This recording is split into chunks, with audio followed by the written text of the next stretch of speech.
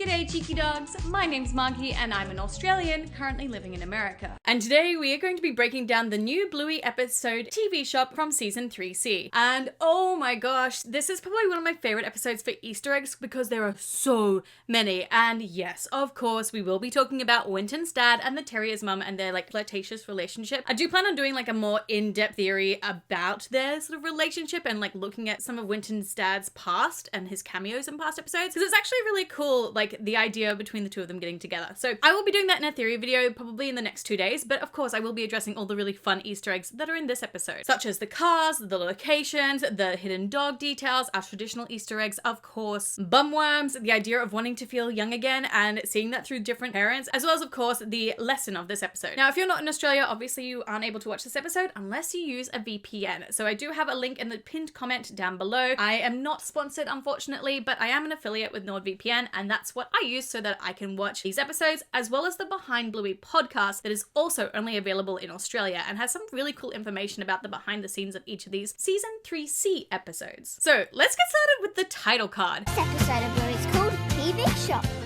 which of course is our biggest hint that the Terriers' mum and Wintons' dad is a really important part of this episode because they're the actual logo for this title card. It is the lipsticks that the Terriers' mum is trying on and the mouth spray that Wintons' dad puts in his mouth before he goes to talk to her. Next favorite thing in this whole episode is probably the cars and the number plates and the stickers on the cars that we see in the parking lot of the chemist that they go to. So of course we already know about Bluey's number plate. 419HLR means blue healer. I've done a whole video about that before, but Coco's car is hilarious. The number plate for that is too many kids, but the 5 is what they use instead of the S. And of course, this is a reference to the fact that Bella has 9 children. No, I've got 8 kids. Wait, no, 9. So I love that this is a funny little gag about that. The next car, of course, is then the Terriers car. The number plate is just Terrier, so we know what that means, of course. But the stickers on it is just the 3 Terriers and their mum. No dad in sight. So I do have a bit of a theory about that and why their dad isn't there, but I'll be talking about that in my Wintons' dad, Terriers' mum theory. And then, of course, the next car is Wintons' dad's car, which the number plate, when you look at it, it says Lovely Jubbly, which actually means Lovely Jubbly, which is the exact line that Wintons' dad says back in the episode Market. Lovely jubbly.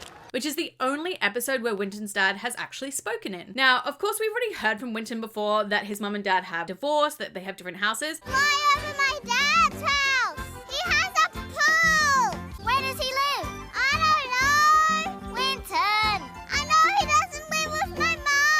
And more proof of that is obviously in the sticker on the back of Wintons' dad's car. You can see Winton, you can see Wintons' dad, and then you can see the scratched off mum sticker. So obviously the divorce didn't go very well if that sticker was just completely scratched off. But like I said, I'm excited to dive deeper into that with my next video. However, let's now look at the next Easter eggs, and those are all the locations that we have. So we see the Waterworks Road with the Cheesecake Shop and Cartridge World. We've seen that before, so I don't blame them for reusing obviously a driving scene. It makes sense. But of course, this is all set at the chemist, which yes, in Australia we say chemist, or sometimes we say pharmacy as well. I realize in other countries there's a lot of different words. Usually it's pharmacy, or in the US it's drugstore. But the chemist in Australia, there's one very famous chemist, and that is Chemist Warehouse. And that is what this episode or this location is based on. You can see it from just the outside details. They even have at the top saying discount chemist, which is what Chemist Warehouse has as well. And instead of saying chemist, it has pharmacy warehouse. So a very funny hint and nod at that. We also see the blue baskets inside, which is exactly what Chemist Warehouse has as well. And then even outside, in the parking lot, the disabled parking space has a disabled dog in it. I love when they add in just these extra little details like that. And they do it a little bit more throughout the inside of the chemist as well, but I'll talk about that in a second. My other favorite thing though as well is the makeup brands and how they try to have a bit of a play on words. So you can definitely tell which one is Revlon, and there's sort of a hint about Olay and some other brands. So I thought that was really cute too. Now, of course, let's talk about our traditional Easter eggs. We have all of them except for the Chattermax. Now, the pineapple we see twice. We actually see the first one on Rusty's hat. It's the little pin pineapple. And then the second one is, of course, in Waterworks Road on the shop sign, which we have seen before as well. We have a whole heap of tennis balls. The first lot that we see is when Bluey and Bingo first walk into the chemist, and we can see the little package of tennis balls. And then we see more again at the very end scene when they finally discover Coco. And that's also where we see our green long dog for this episode too. He's just underneath those tennis balls, but he is not the only one. We also see 2 more white long dogs, which are on the packets. Again, as the girls are walking into the chemist, we can see them as a label on the boxes. Now, the next thing I want to talk about is bum worms.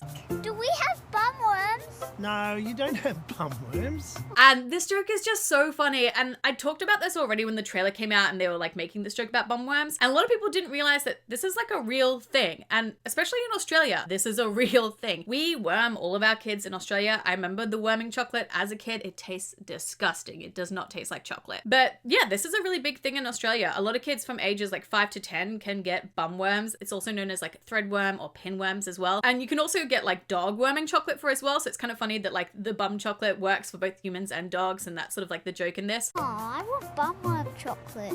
But yeah, bum worms are incredibly contagious through your hands. That's how they like pass along, because usually the worm's eggs are in your hands, under your fingernails, or you touch someone, they get them and then they eat something, put it in their mouth, and then gets down to your bum. And it's like that big cycle. Maybe she has bumworms. I hope not. They're easy to catch. Which is why Bandit freaked out in the parking lot, because the girls were just holding hands with Coco, both of them, and spinning themselves around. So no wonder Bandit freaked out in the parking lot, because he realized that they're probably about to get bum worms. I think she's got bumworms. What? Now let's go all the way back to the start of the episode at the school, because there's quite a few little funny jokes as well as Easter eggs there as well. Now the first joke, of course, is Bluey's name, Blue Cheese. I love all the nicknames that Bandit comes up with, like Fun Size from the episode The Claw, but for this one now we have Blue Cheese for Bluey. We do have quite a few callbacks to previous episodes, so of course we see Jack and Rusty in the background playing Army, and then we also have a callback to Barky Boats, so we can see Mackenzie, Bluey, and Pretzel at the start playing Barky Boats, but then as the scene changes, we also see that Chloe and Snickers are also playing and watching the Barky Boat go down the river. Now this is also the first time that we see Wintons' dad and the Terriers' mum giving each other a little bit of like a fun little glance, and they're both quite happy to see each other. And this is one of those things where you like, if you slow it down, you can see the extra details that they put into this to really build this tension. Like the fact that Wintons' dad is happy and surprised, and that even though the Terriers' mum is talking to Snickers' mum, she also looks at Wintons' dad and is pretty happy about it. It's these small little details that just make Bluey so much fun to watch. So let's talk about Wintons' dad and all like the funny moments, because he's just such a funny character as well, and it definitely is played for like comedic effect, but he's so good. So of course when we see him in the chemist, one of the funniest things is like him looking around before he's testing out the deodorant on himself and spraying it on him. Also when he's looking at the protein powder and like comparing his arm size to like the dog in the picture as well. Obviously he maybe wants to get like a little bit buffer, post-divorce workout kind of situation. And then when he sees the Terrier's mum, he stops and then uses the mouth spray as well, because again it's a little hint that he's like a bit nervous but wants to impress her. And even while they're talking as well, he takes the time to like move his basket away so she can't really see what's inside, because maybe he's just a little bit embarrassed about like the protein powder or the mouth spray in there. Now of course let's talk about the Terrier's mum, and this is the first time that we've ever seen her. And before we did kind of think that the terrier that was in Bob Bilby was their mum, but obviously that's not the case, and maybe she's their grandma, because the Terrier boys do reference that the chemist smells like their grandma, so that is a possibility. Now we don't find out their mum's name, but she is voiced by Kerry Bickmore, who is a famous TV personality and talk show and news host as well. And I love just like the details that they've given her in this, where like she's swatching her makeup, and of course her boys are like so bored and she's happy for them to go off and play, because it means that she can sort of focus on like what she wants to focus on in the chemist. And of course we do see lots of little hints that she's also interested in Wintons' dad as well, especially when she touches Wintons' dad's arm and moves like a little bit closer towards him as they're talking in the chemist. But like I said, I'm going to go into more details about her, where the Terrier's dad might be, and all that kind of thing in my next video. Now let's talk about some of the fun other little extra details that maybe you might have missed in this episode. And we're going to start off with Coco actually. So the headphones that she has on are this blue color, but the little logo on them is butterflies, and we know that Coco loves butterflies because those are the two clips that she has in her hair as well. There are of course, as I mentioned, a lot of dog jokes in this, everything from the girls barking excitedly as they walk into the chemist, as well as all the little like dog jokes on the chemist boxes. So we see paw prints, we see dog outlines, and then of course we see like the buff muscly dog as well with the protein powder stuff. We do have like one little like change in animation which was interesting. So when they're looking into the CCTV, you'd sort of assume that like it's like the reverse image. So you see Wintons' dad's spot at one point at the school is on his left, but on the screen it's then on his right side. However, then when you see Bluey running around, her spots don't change sides like they should technically on the image. So just a little bit of like change in animation there that maybe you might have noticed or maybe you might not have. And of course the silly faces is really funny. So when the girls walk in, they're making silly faces at the TV. At the start you see Bandit joining it, and then you see him being like, I'm just gonna bail on this and go look at my vitamins. And I love that like towards the end you see him change, obviously. So again, this is how he feels young, is by seeing the kids acting young, and he kind of wants to join in, and it makes him feel young as well. So let's talk about that idea of like the parents feeling old but wanting to feel young again. So of course course, this is mostly shown through Bandit, where he's complaining about his knees, feeling old, and the fact that he needs vitamins to feel younger and like he has more energy again. We again see the same thing replicated with the Terrier's mum. She's looking at different lipsticks, thinking one's maybe a bit too bold for her, but then getting very excited about an even bolder shade for sure. And then of course Winton's dad looking at the protein, wanting to probably work out, and again feeling like he has more energy or feeling a bit younger. So I do find that it's a very interesting message showing that, again, this is kind of realistic, that as we get older, we do want to find ways to make ourselves still feel younger and feel more energetic as well. I do think though, one of the overall messages from this is of course about like screen time. So of course it starts off with Coco not looking up from her tablet to see that all of her friends are around her. And then of course we also see Bluey doing the exact same thing, where she's not looking away from the TV, even though what she wants to find is right next to her. So I think that was an interesting message as well of like, you know, take the time to actually look away from the screen and you'll find what you're looking for. Of course, we have to talk about the music. The music slaps.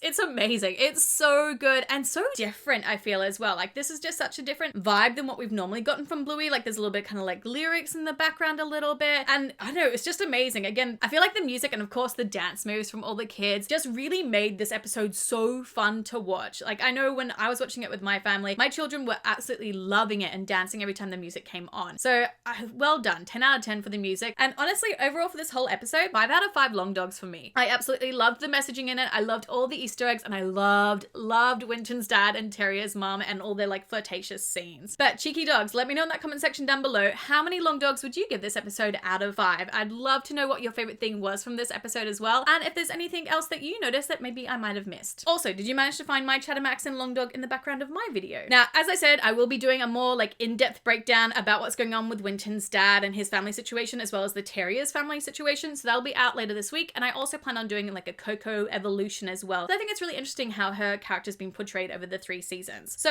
if you're interested in those videos, don't forget to hit that like button down below, as well as that subscribe button and that bell for notifications so you know when those videos come out. But until then, I have picked you cheeky dogs out a few other videos that maybe you would like to watch, and I'll see you all in another video. Mwah! Bye!